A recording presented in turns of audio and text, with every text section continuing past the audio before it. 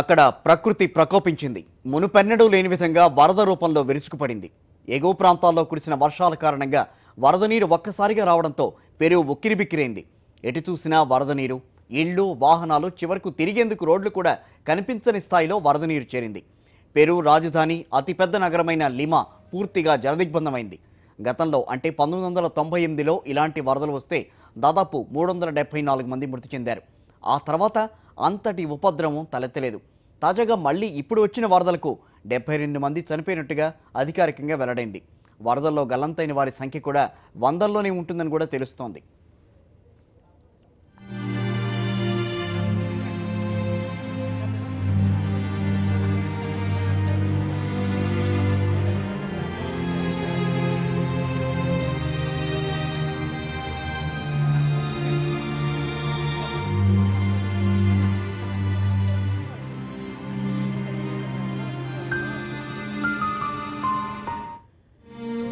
పెరూలో వరదలు బీభత్సం సృష్టిస్తున్నాయి. రాజధాని నగరమైన లిమాలో వరద నీరు భారీగా చేరడంతో 72 మంది మృతి చెందారు. వందలాది మంది గల్లంతయ్యారు. కాలనీలు వరద నీటితో పొంగి పొర్లుతున్నాయి. ఇక తన్నుకొస్తున్న వరద ప్రవాహానికి భారీ వాహనాలైన బస్సులు, కంటైనర్లు, లారీలు సైతం వరదలో కొట్టుకుపోయాయి. ఇప్పటివరకు ఇలాంటి బీభత్సం ఇక్కడ జరగలేదని అక్కడి ప్రభుత్వం ప్రకటించింది. వరద ముంపు ప్రాంతాల్లో పునరావాస ఏర్పాటుతో పాటుగా సహాయక చర్యలు వేగవంతం చేశామని పెరువియన్ ప్రెసిడెంట్ ప్లెబో కుగ్జియన్స్ తెలిపారు.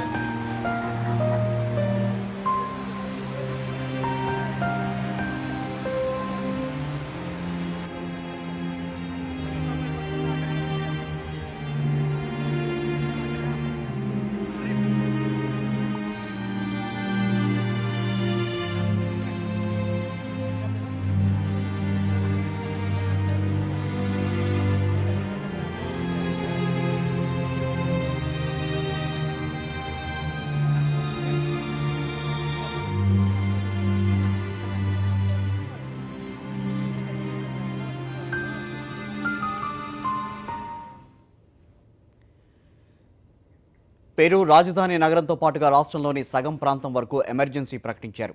సుమారు 1,00,000 మందికి పైగా నివాసాలు లేక పునరావాసం కోసం ఎదురు చూస్తున్నారు. 100కు పైగా వంతెనలు కొట్టుకుపోయాయి.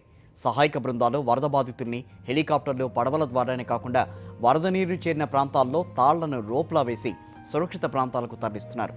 వరదల్లో చిక్కుకున్న వారు కొందరైతే ప్రాణాలకు తెగించి ఒడ్డున పడుతున్న దృశ్యాలు కలిచివేస్తున్నాయి. మరోవైపు నోరు లేని జీవాలైతే వరద నీటిలోనే కొట్టుకుపోతున్న పరిస్థితి పెరూలో కనిపిస్తోంది.